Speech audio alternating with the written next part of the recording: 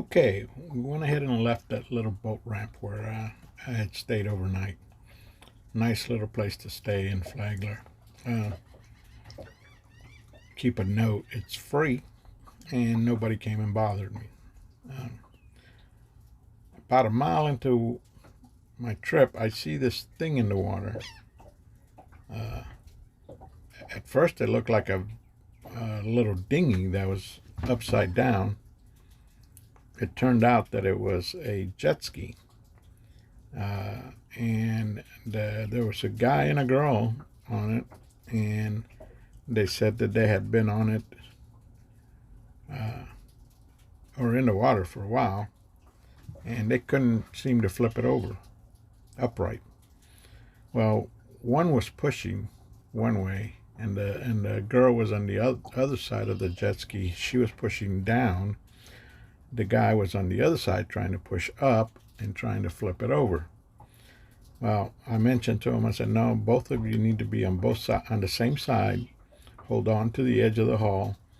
Put your hands over the hull and hold on to the rub rail on the opposite side.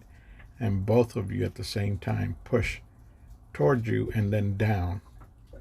And when they did that, it flipped right upright. The girl got on it pretty easy, but the guy was having a hard time. They were both cold. You could see them shivering. When I asked the girl if she was okay, she just shook her head yes.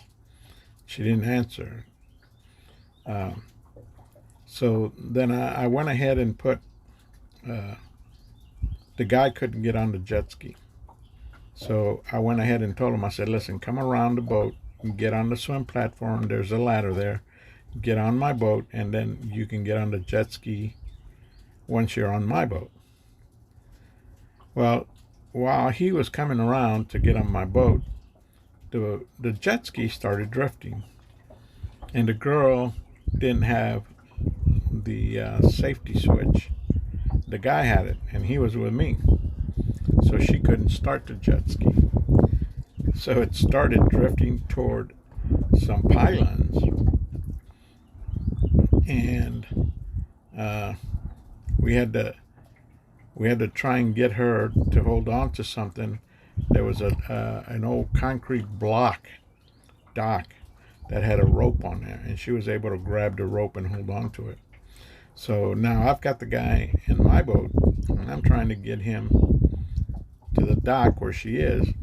And as I tried to come in close to where she was with the jet ski, the wind was blowing pretty good. That I thought, it's going to blow me right into her, and it might, accidentally tip her or put her between the boat and the dock, and I didn't want to chance that. So I decided I'm going to go around through the backside of the dock and try and get the guy on the dock itself, and then he can get on the jet ski. I had to do like 2 or 3 different attempts to try and get in there because I didn't want to bang up my boat and these pylons that were there, and there were some derelict boats there that I didn't want to get into, but you can see part of the dock right there, and I'm trying to get him onto that dock because she's holding on to a rope and the jet ski and on a rope that's right there by the pylon. As you can see, I had to make a couple attempts to try and get him on the dock, and I had to turn around and try again. After about the third time, we finally was able to get him on the dock itself. They were both pretty cold and they were shivering, so the guy actually took a little rest while he was on the boat. And we made another attempt here to try and get him onto the dock. You can see the girl there on the jet ski holding onto a line so that the jet ski wouldn't keep floating down. Here we got too close to the pylons, and then it turned out on the docks there were some rebar sticking out on this side. So I was afraid I was going to scratch the boat up if I tried to get him in there. But I noticed on the back, on the one of the back sides, it wasn't no rebar.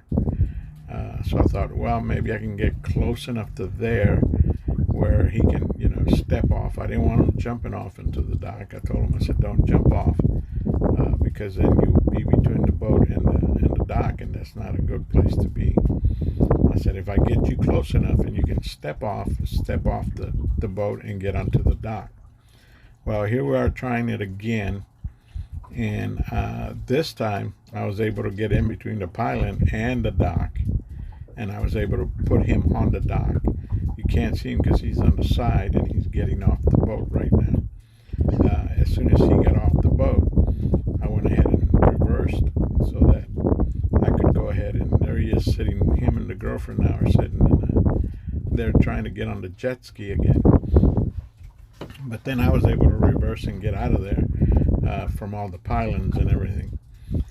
They were able to get the jet ski started, and they took off, and they were on their own. So they said they weren't going very far. They had rented this jet ski, I guess, from a marina not too far from there. And he said, no, because I did offer to help him. I said, you want me to follow you guys or something? He said, no, we're not that far away, and we got it. Said, thank you for all your help. So we went ahead and went on to St. Augustine. Getting into St. Augustine, this is the municipal pier, the St. Augustine Municipal Pier. It's a very nice pier. I think it was like $2.50 or something per foot to stay there overnight. The reason I like to stay at the docks is because they have showers, toilets, they have water, and they have electric. So I can plug into electric and charge my batteries. I hook up my water hose, and I can wash down the boat because that salt water does a good number to it. And then, of course, they got the bathrooms and they got the showers, so I can go and take a shower at the same time. But here we are, tied up at the marina already, and also decided to walk around and go take some pictures of St. Augustine. We're right smack downtown St. Augustine in the old district. And by that is, we're talking about the original St. Augustine and all of this. And there's also a fort that we're going to go look at. Right in front of the marina, they had a 15-hole putt-putt course. And it was beautiful landscaping, very nicely done. It was a very nice place. A lot of people walking around in this. So we started heading out toward the fort. And there's a lot of the older buildings of St. Augustine that you'll see later on today, or in some of the videos. There's one of the big ones. One thing that, if you ask anybody from St. Augustine, what is the oldest township in the United States, they will tell you it's St. Augustine. And as far as records go, a lot of people, historians, do say St. Augustine is the first major town in the United States. I didn't want this to come as a surprise to Columbus, but he really didn't discover America. Okay, the Spaniards were here, and so were the Vikings. They've already shown, signs of the Vikings being here, and you're going to see a big sign that the Spaniards were here in just a minute here. As we kept walking around, just trying to shoot some of the older buildings, some of the historical area, and I took snapshots of they were signs and plaques and everything on the buildings. So I just kind of pointed the camera toward that. So if you want, you can pause the film and you can read what the building is, and when it was built, who built it, why it was built, and all kinds of stuff. Pretty interesting. I just didn't feel like explaining everything on that building.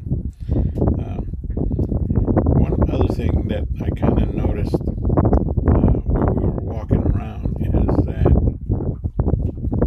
a lot of the brick that was used to make these buildings, they're not cement. They're actually made out of shell, tiny little pieces of shell, and some other kind of material they call coquina. I've never heard of that, but I don't know what it is. So they said, yeah, it was a mixture of coquina and shells to make their bricks. And it looks kind of weird because I took a picture of or a couple of snapshots of some of the brick, the original brick that they used. And if you enlarge it, you'll be able to see the shell and everything on there. This was when I was coming back to the marina, but before that I had posted some other pictures.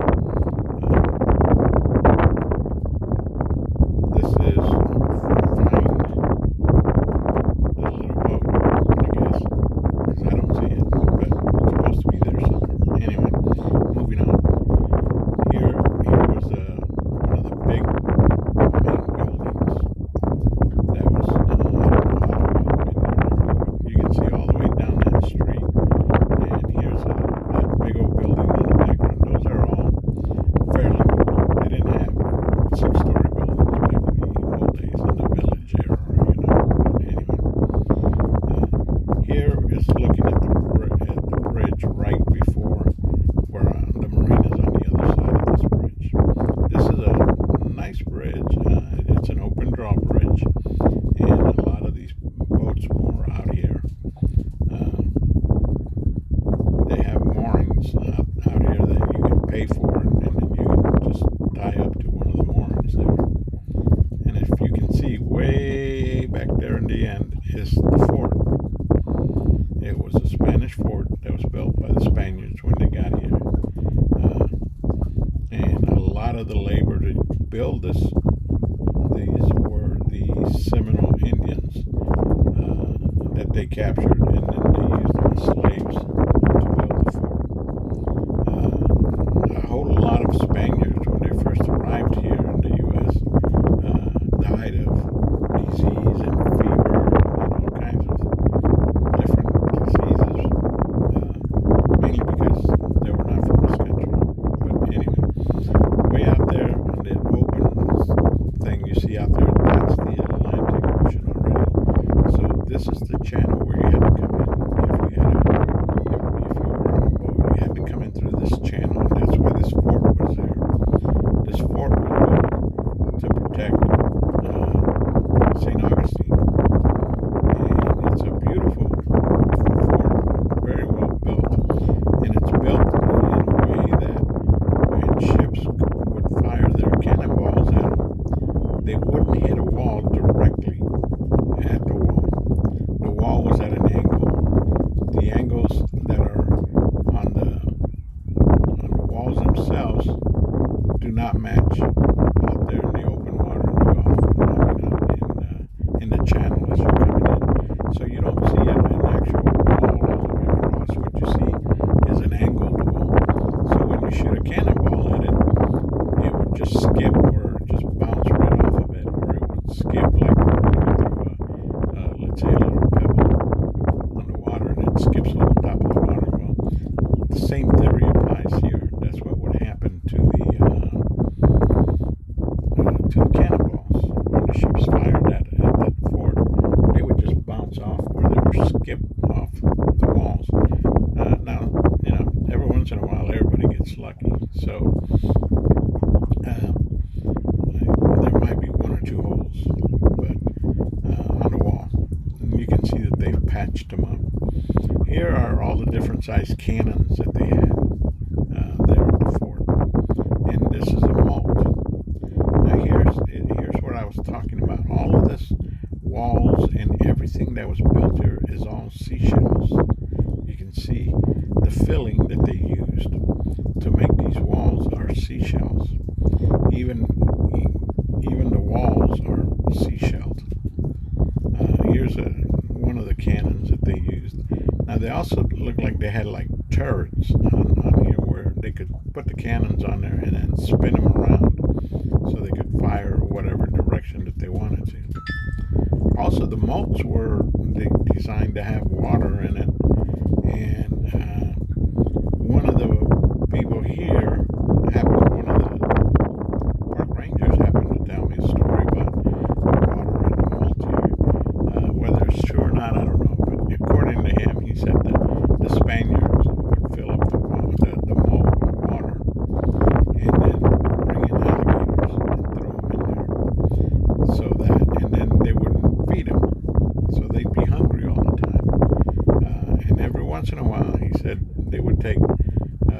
slave, a Seminole Indian slave, and throw him in the moat so that the alligators would get used to eating human flesh. So when you try to attack the fort and that you try to cross the moat there, obviously, the gators were going to come get you.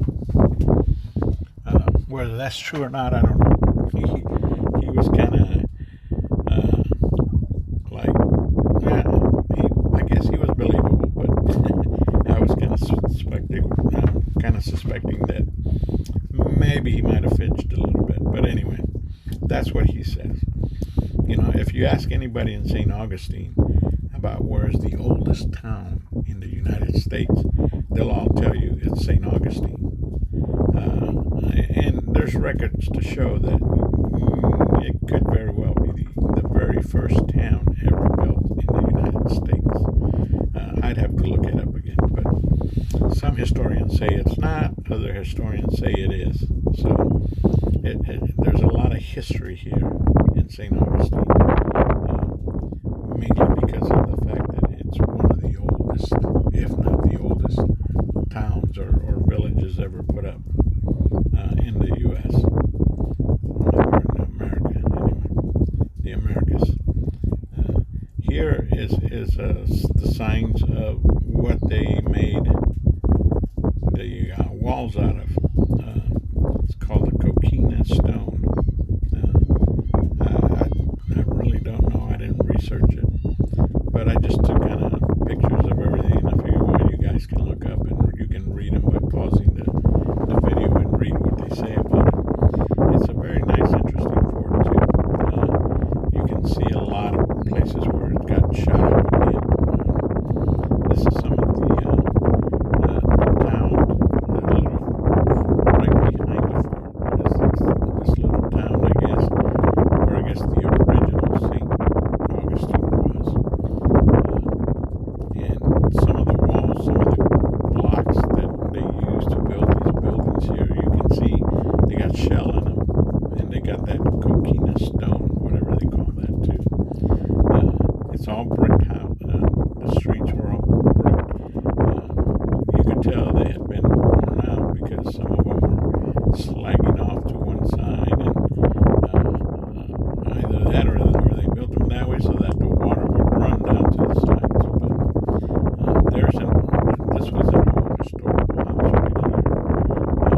It had some history on it, but I didn't want to stop by and go upstairs where they had the plaque. I'm just basically just trying to show, different little areas of St. Augustine, what to expect to see if you decide to come visit. The fort was very interesting. It was nice to see, what it took to build it. I can imagine, like I said, that the Spanish used a lot of the Seminole Indians that lived here as slaves. They would put them to work, and they actually are the ones who built the fort. Here's some of the older buildings that have been restored. A lot of these are original buildings. A lot of them are the original buildings that have been restored. Now, some of them may have been re-stuccoed or something like that, but in a few minutes I'll show you a piece where they left the stucco off, so you could see that it's the bricks that were used to make this thing. It's not concrete, or it's not cement. I'm sorry, it's not cement. It's shell. It looks just like small pieces of shell that have been crushed, and you can see part of it right. I went past the point where they had left a little piece off, so you could see what they were made of. There it is. There in the background there. I guess I decided to go back and show you. Here's where they did plaster, and the walls are there.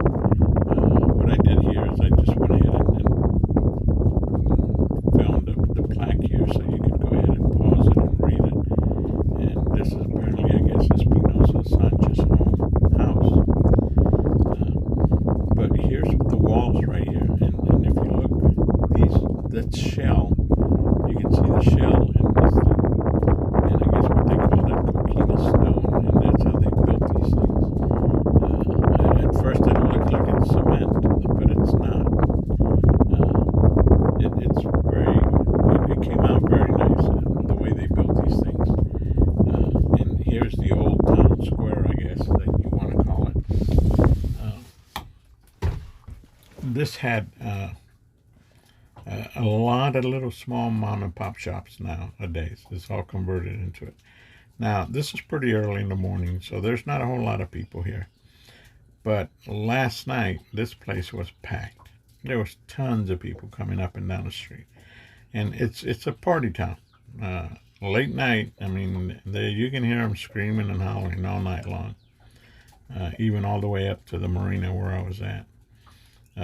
So again, it's just bits and pieces here of different areas of St. Augustine. And if you ever have a chance to come to St. Augustine, it is a nice, beautiful place to see. A lot of good things to see also. Good food. And I guess as far as, if you like the tourist attraction stuff, I mean, this is it right here. They have a lot of boat tours going all over the place. They even have horses and buggies that'll take you around. And a lot of these buildings that are, being used for commercial use now used to be people's houses and stuff like that. This is a second Spanish colonial period, It's just nice to see the history behind this little town. Yeah, I would recommend it if I ever, decide to come back and take my time and actually look at stuff. Right now I'm just kind of trying to film as much as I can. Not necessarily, because I'm going to be here for a while. I'm only going to be here for it. For me to film this, it took me, I guess, an hour and a half. Mainly because I had to leave the marina by 11, so I had to hurry up and get back and finish up and leave by 11. If not, I would have to pay for another day to stay there. But I kind of just went over all of this right here. See all that stone that you just saw there? It was the same thing. It was made out of that coquina stone that they call. And apparently must be a lot of it here in St. Augustine, because that's what they seem to use around here. This is the Columbia restaurant. Very famous, well-known Columbia restaurant. Well, we have a Columbia restaurant in Tampa, Florida, where I live, and very good food. They have their famous 1905 salad that they call it, because that's the year that they opened up the Columbia restaurant. And that's a very interesting the story and history behind that Columbia restaurant. Also, the original owner and the wife that started Columbia restaurant did very, very well. Their kids, grandkids, and great grandkids are probably set for life. There's several Columbia restaurants now all over Florida. So if you ever get a chance to eat at one of those and you like salads, definitely try their 1905 salad. It's great. Here you can see some of the bricks, and you can see the shells right on it. That's how they made the bricks. And even on some of the sidewalks they had that too. Now here's a huge building. I'm not sure what it used to be before. I think I took a picture of the plaque here, but now it's Flagler College. Flagler was a very well-known Florida guy, or I don't know if he was from Florida originally, but he did a lot for Florida. They named a town after him, Flagler, which is where I was last night where I stayed overnight at that free dock. He also built a railroad that goes all the way from, that started right here in Jacksonville, and it ran all the way to Key West. That was an interesting story, as far as him building that railroad, going through the swamps and everything else. I guess this used to be the Ponce de Leon Hotel. And that must be pretty interesting. I didn't have time to read it all and all of that, but that must have been an interesting thing to talk about. You can see also right there in the background what looked to be like a castle. I didn't go up to it because it was starting to get a little late. But the rest of the pictures here, they also have one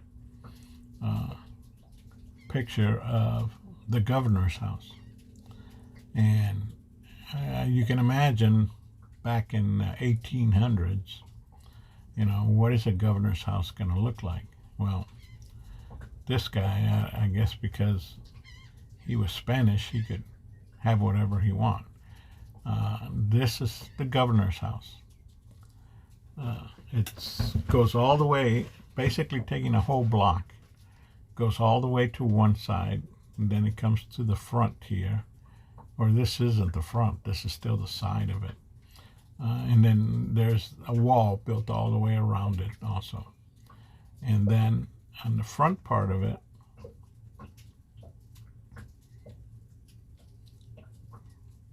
there's a park right here. I guess I deviated away from the house here, but if you look at the house and you say, oh my God, in 1800s, a guy owning a house like this, I guess this is what you really do call a palace. It must have been humongous compared to everybody else, the way they lived in these small little tiny homes. This guy lived like a king, I guess. But he was the governor of, the U.S. or of St. Augustine or Florida or whatever you want to. I'm not sure whether Florida was actually part of the U.S. at the time, but it is 1887. Okay, and he built this house right here. So you can imagine, how can something so lavish be for one guy, all because he's the governor. But